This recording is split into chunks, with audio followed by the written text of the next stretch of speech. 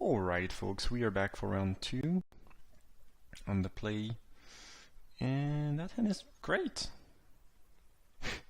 Plain Silent Forest, and a 2-drop and a 3-drop.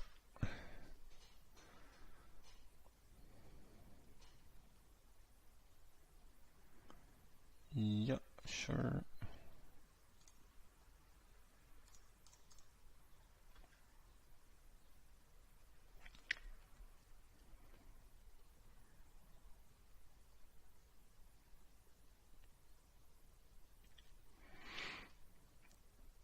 Black green, interesting.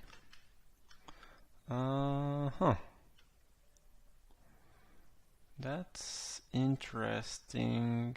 So if we play gift now, we get to start using River Hopo next turn, try to generate some card advantage, which is cool, but the opponent is not doing much, so I think applying pressure is probably gonna end up being better. Kind of a close call, because, you know, just getting up to 5 mana on turn 4 and starting to draw cards with River Hopo I think is quite good too. So, yeah, not entirely sure. Here we might want to play Gift over Spider, because Spider is not the most aggressive creature, it's not going to be doing much. And by playing Gift, we enable Vizier, which could be pretty important, we enable Hopo, and we enable Hippo if we draw land. I don't think we are discarding, or cycling, I should rather say, the Hippo at this point, by the way. Looks like we are playing against a fellow Ramper, I don't know how you say that. Probably some type of Jundram deck. Not sure how good this deck is against other Ram deck, but I know that River Hopo is usually quite great in this matchup. Steward. That's not super exciting. I'll attack with both. There's a chance they don't want to block, just because they seem a bit short on mana, and maybe if they lose that they cannot cast many other things. They are thinking. So this is valuable, but they are still gonna block. I don't think we are making a copy of that. We are probably gonna try to make a copy of whatever they play with it. I think we are just gonna pass, leave up some mana. Maybe they will play around counters. Probably not though, but we'll just play River Hopo. Use the ability, I mean. It's just better than... And also if they have some card they don't want to play into counterspell, it's great. Seems weird though. It might just be a removal on the River Hopo. They probably realize that they need to kill that. We still got a clean 2-for-1, which is nice. So, don't really mind being there.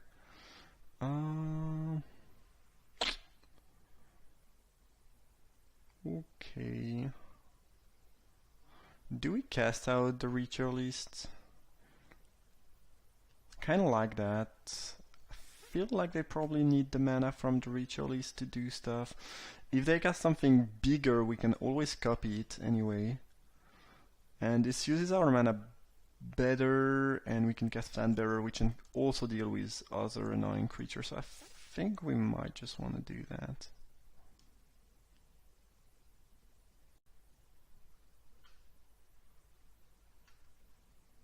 And it let us stack with the Naga, and this way we can apply pressure.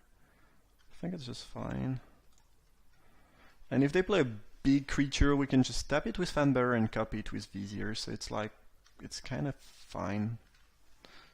Okay, Samut is a little bit annoying, not gonna lie, but it's also something pretty nice to copy with Vizier of the Many Faces.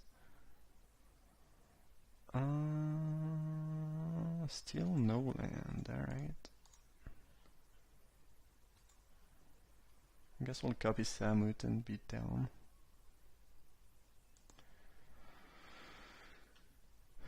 And here they can either trade, which is good for us, or take 6, which they probably don't really want to do.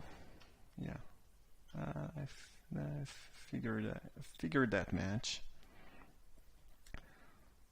I mean, they could have taken 6, but then, I mean, they will eventually have to trade anyway. Seems like they have to block, even though it's fairly unpleasant. Okay, Scrounger, sure. Man, that's a lot of lands. Guess we'll play another fan bearer.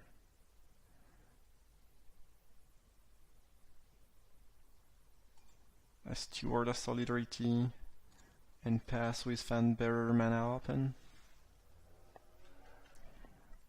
Tap the Scrounger. And eventually we'll get in with our creature, it looks like. Manly, sure. So next turn they'll get to cast 7-drop, which I kind of feel like they have in hand.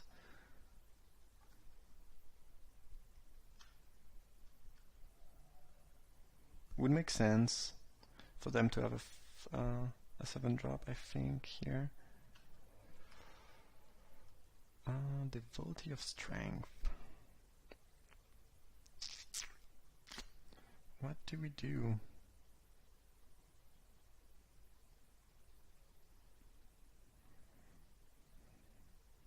We need to tap the Scrounger for sure. We could tap the Ritualist now and attack for 5. And just not play anything. That seems pretty bad. They go down to 6. Well, that's really an interesting spot. We have a lot of options. The thing is, they go down to 6. And then we have the possibility to tap 2 things. Yeah, I think we'll just do that.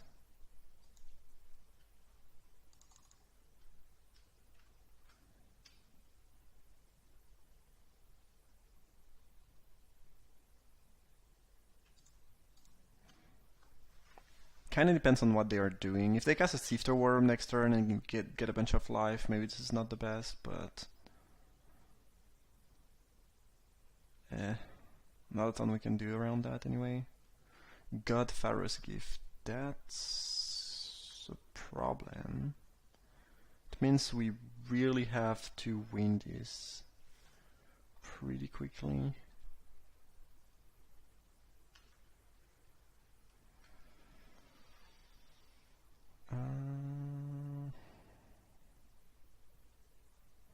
Yeah, I'm pretty sure we tap the Scrounger.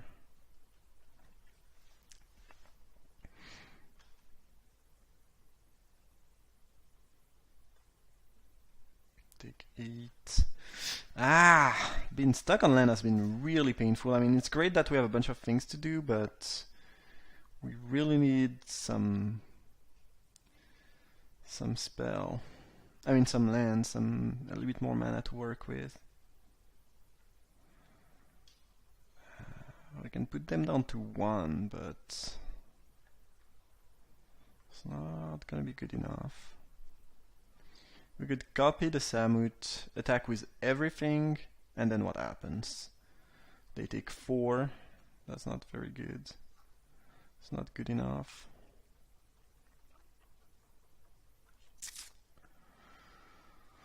We could pass, tap a bunch of stuff. They have nothing left in the graveyard for the Godfather's Gift.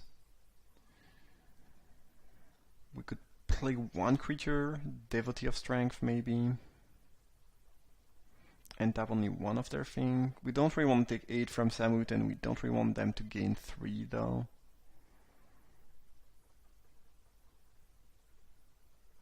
This is clunky. 1 more land would be great because we could play Hope Tender and still tap 2 things. The risk here is that we just end up falling behind on board.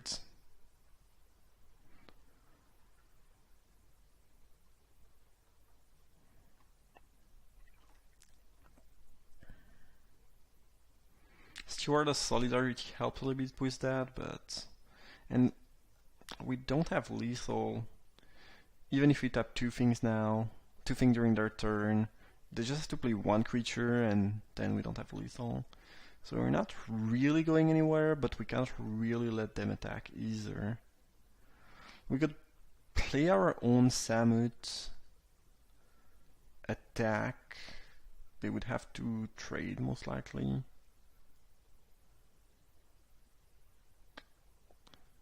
Well, they would kill us. That's what would have happened, so it's not that good.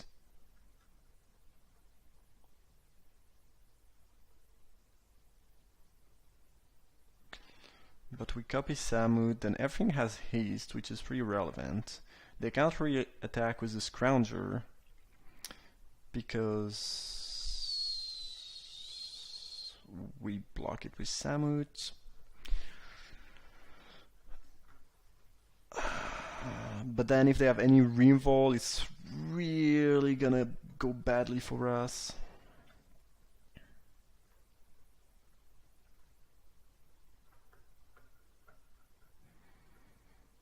And we have to chump their Samut probably, because going down to 3 is not really an option. And dying to any pump spell.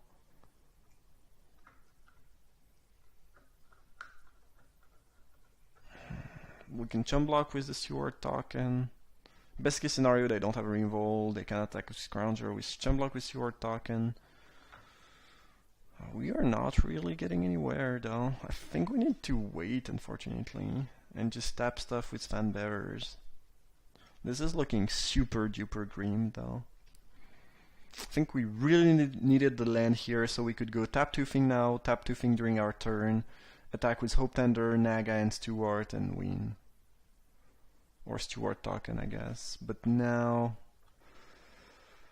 I don't know, it feels like we are not really getting anywhere good. Yeah, I use that mana.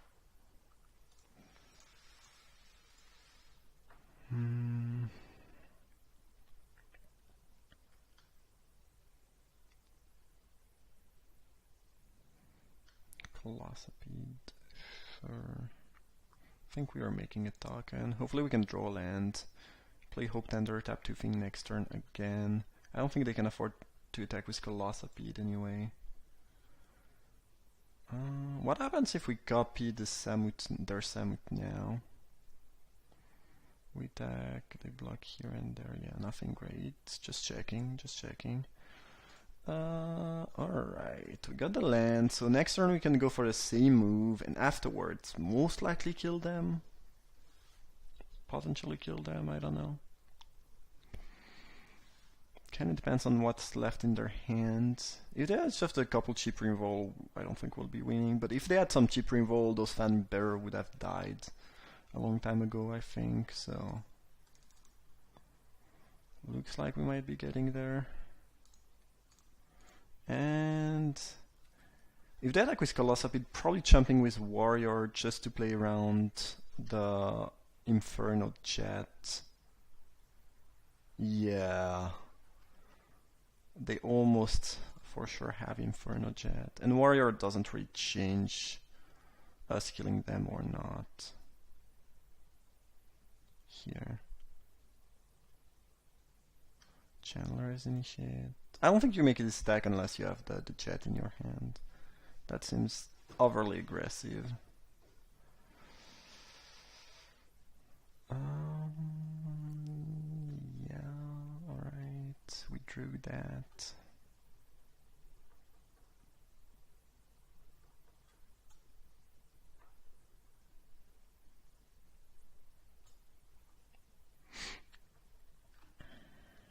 So what's the best line? So we can tap the 2 dudes, attack for 7, and if they have nothing, they die.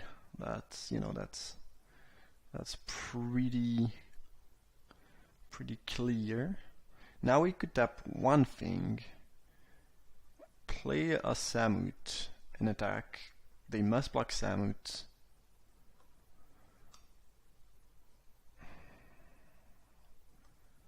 And they still die. If they have a revolt, they kill Samut. Block the Steward. No, they must block the Harrier Naga. And they go down to 1. And then we die. If we tap 2 thing, attack with everything, we can...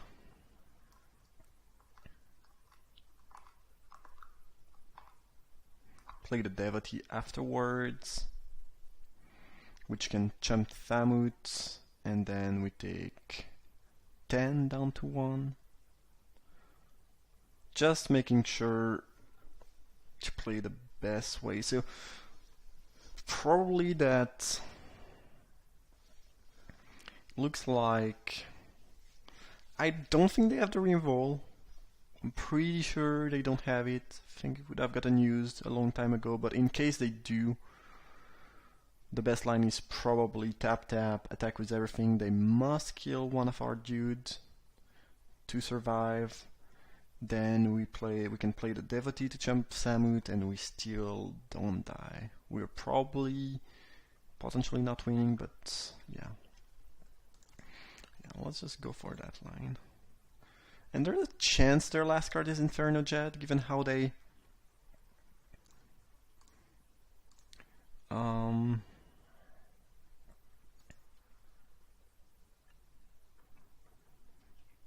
how they've been attacking with Colosopede. I don't know.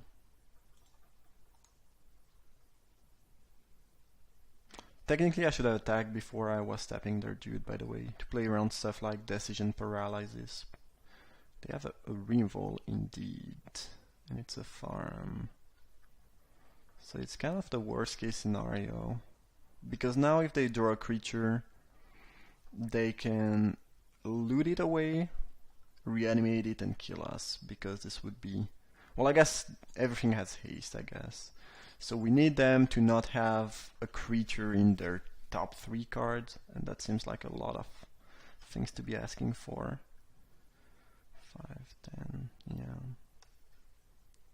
No creature, no reinvol on the top 3 card. Yeah, it's probably not happening, but who knows. So they did have the reinvol, and it was a farm. Well, they discarded a Vitalist, so it's gonna be lethal.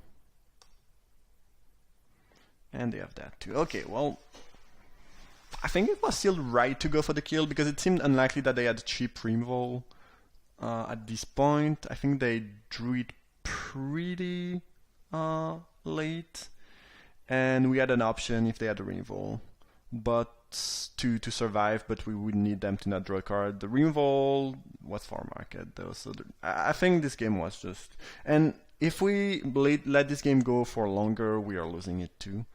So I don't think we had any other option, but I think drawing a land 1 turn sooner would have won us the game. So yeah, not a ton we can do. It is what it is, I guess.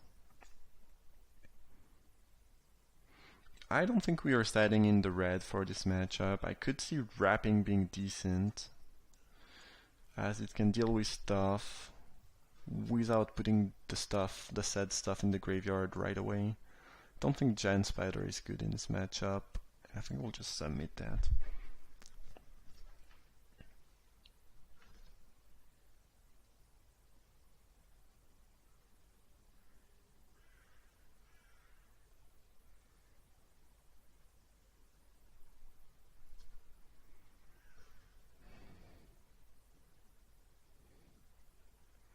If you don't go for the kill, you will eventually lose to the artifact because it gives them such a huge advantage in the later game. So going for the kill is almost for sure the right play. I'm pretty confident about that. And then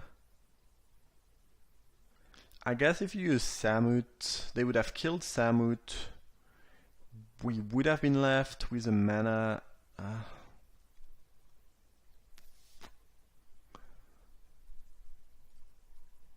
With a 1/2 Dew, the Fanbearer, to block. Yeah, nothing would have changed. We would still have died.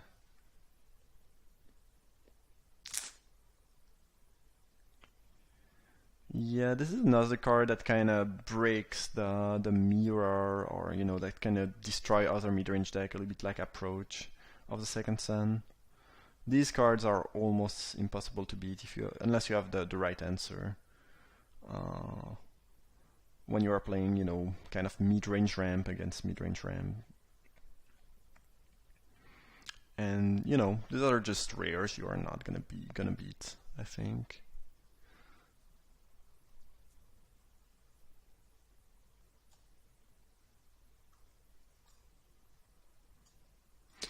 Unfortunately, there's no artifact hate in the sideboard. I guess maybe we should have brought in Countervailing Winds.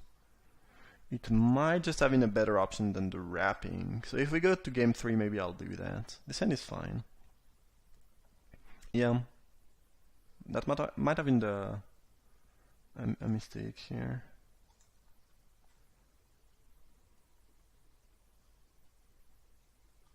Not sure what my opponent is doing. They've been playing super slowly.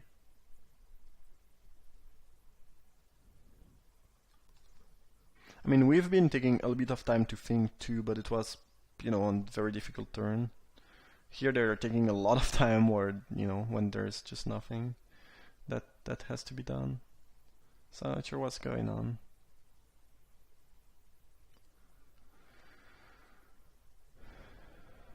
It's always a little bit frightening when you know your opponent has a deck that's probably quite similar. A little bit of ramp, mid-range creature, some bigger stuff and all. Except they have 2 almost unbeatable bombers in Samut and... well, Samut is beatable, but it's still a great card. And got Pharaoh's Gift, and that you might very well just lose the match because you did not open such powerful cards, and you just have, you know, a more normal deck, I guess. I just hope they are going to start playing at a decent pace, though, because if we have to take 5 minutes between each play, it's going to be very quickly super annoying.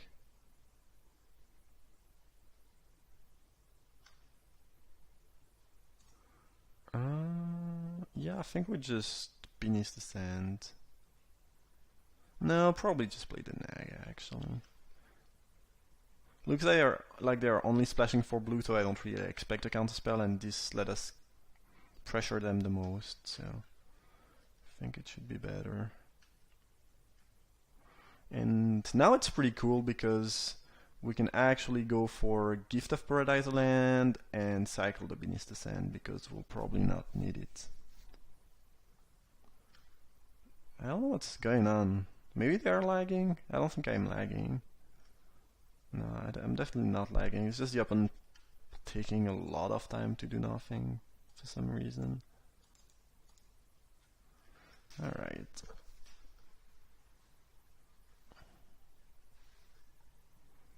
Sure. Feel free to do that, man. That seems like a very strange play. Like, I'm on 4 mana. Do you really think I like, it's slightly annoying, but it's... I don't know. I don't know how I feel about this Super Wheel. Like, this is a ramp mirror where they should know I'm probably gonna be casting some very huge and threatening cards. And countering that just doesn't make any sense. I don't get it. I guess if you're stuck on land, but if you're stuck on land like they are, you should be looking for land with the second ability. You should not be countering cards that don't affect the board. It makes no sense. That was a very odd play. Oh well, I mean, I'll take it. But given how the game went so far, I'm really happy that we played Harrier Naga and not Beneath the Sand on turn 3. I don't think that this was a close call or anything. I think the play was the Naga. But I almost clicked on Beneath the Sand because I thought, yeah, this way you can even turn 4. It also gives you wrapping, but honestly, these are not really things we care about. Alright.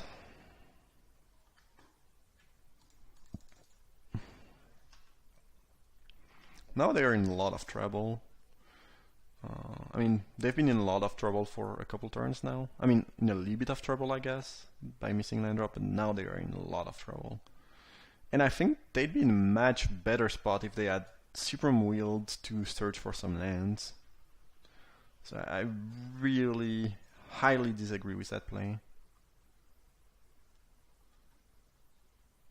We'll just cast that out. Using wrapping is pretty bad because they can still tap it for mana, and we want to be down for sure.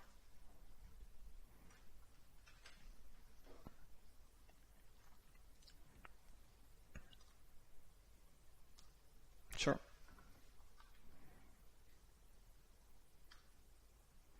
And here was good, so now we can play the even. So we have another threat that also has evasion.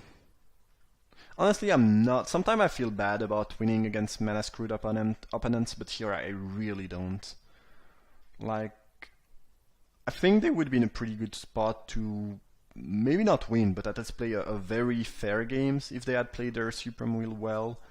And they just drew the color they were missing, 2 turns later, so it's not even that bad. But that play was really, really, really weird. Yeah, so countervailing wind seems like a decent option.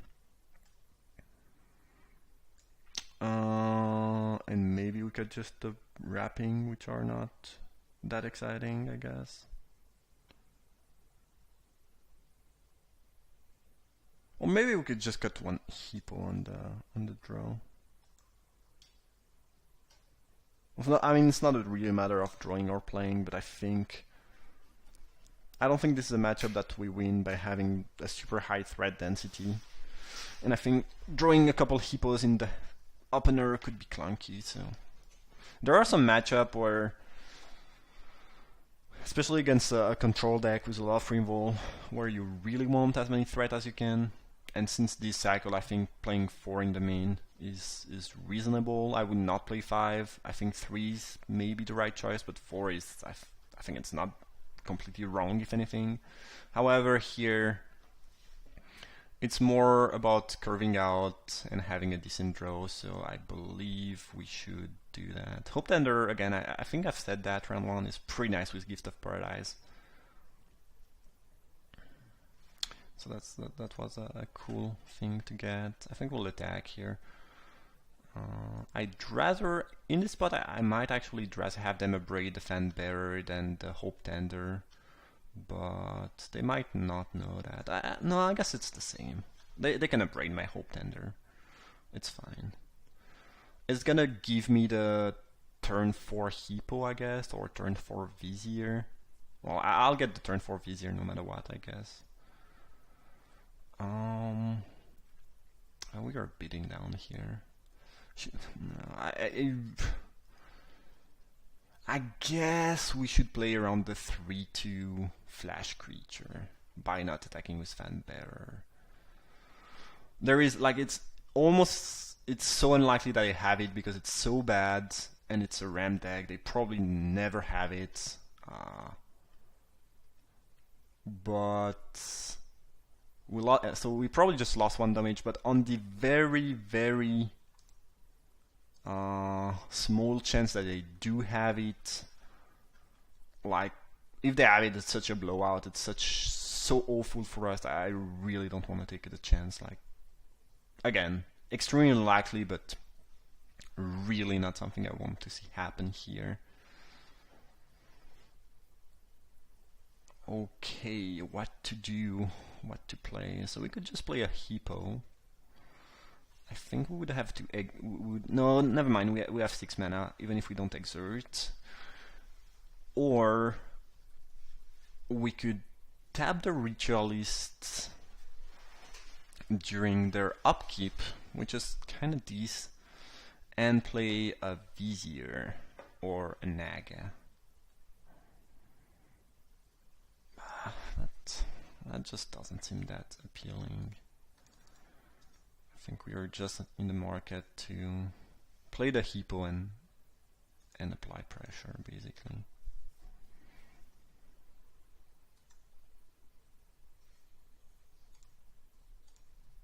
Well, that's not gonna do it.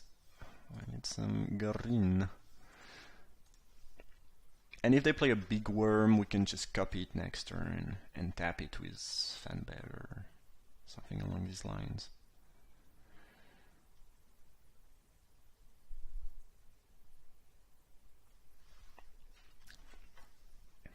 Yeah, the combination of Fanbearer plus some big creatures plus like this deck is fairly interesting to play. Like we've faced quite a lot of somewhat interesting decisions. Yeah, they do have a 7-drop of some sort. Don't know what it is. A stripped River Winder. Not looking particularly exciting on this board, but it's a fine card for sure. It's pretty good against Fanbearer, I guess, but it's not really matching very well against my Hippo and Vizier, so I'm fine with that. So now we have 6 mana. We still have 6 mana. The question is, do we play Fanbearer and use the Hope Tender Exert? I don't think this does a lot because this is not untapping. I guess having the second Fanbearer could be cool though. Maybe I'm just copying Rampaging Hippo, by the way. I was thinking about copying the River Winder, but actually they would trade for each other, so we are probably better off copying our Hippo. So it'll probably tap whatever other creature they play if they do play one. Yeah, I think we don't really wanna go for the play the other Fanbearer move. I don't think it does a lot.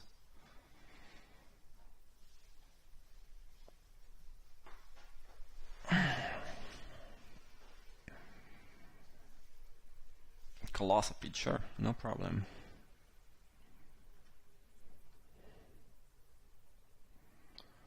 Play as many big creatures as you want.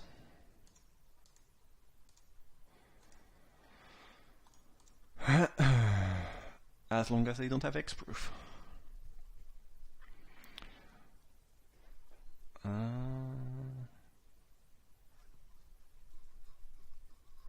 Yeah, I guess we were attacking with the Hippos.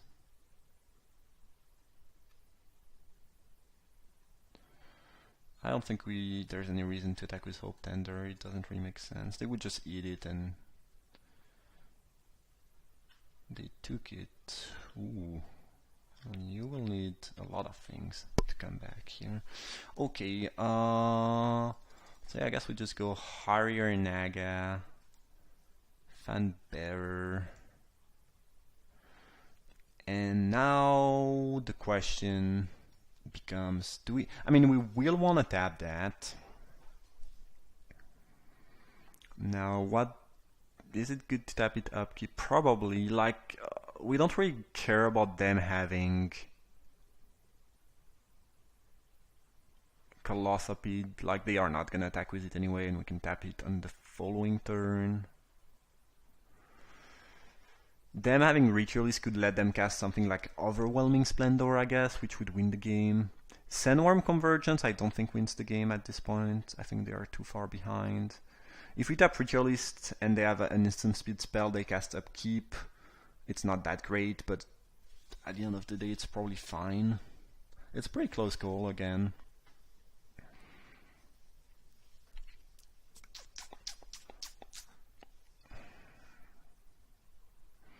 The question at this point might just end up being what wins them the game, what puts them back in the game, and the answer might be a Bontu's Last Reckoning, because Hour of Devastation doesn't do a whole lot. I don't think, like, if they can win this game, it's probably by casting something really big or something.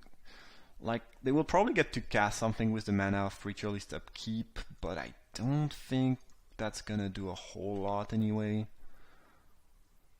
Whereas them having some more black for Bontu's Last Reckoning or Overwhelming Splendor or I don't know stuff could make us lose somehow.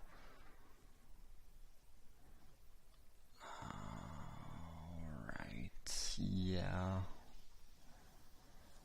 I don't think there's a way they can survive here. I'll see. I'm just gonna go for the tap. Don't really see any reason not to.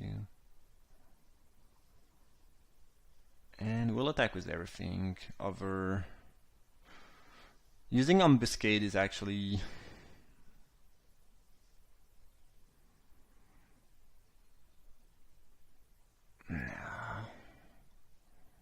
Like they... Is there... Should we even tap that? Because... They need something like a fog here. Let's imagine they kill one Hippo with Ambuscade or whatever. They block here and there. Yeah, even the Revolt doesn't do it. I guess we can tap. It's not like we are dying on the when they swing back anyway. So I guess we can just do it like that. I mean, I think we win by a lot, but might as well think a little bit more, make sure everything's right. But here, even if they go fog, attack for 15, like it's so far from killing us. And I don't see why they would bring in a fog against another ram deck. Okay. Yeah. It's easy. The easiest way to make mistake is when you're far ahead, I think. And even when it seems like there's nothing that can, you know, make them come back, you should probably try to think, because you have time, because you're probably winning anyway, and if there is something, well, you probably should be thinking about that. But yeah, it was unlikely. They needed the fog, basically. Alright, that was round 2. Hope you enjoyed it. Thanks for watching, and see you for the final.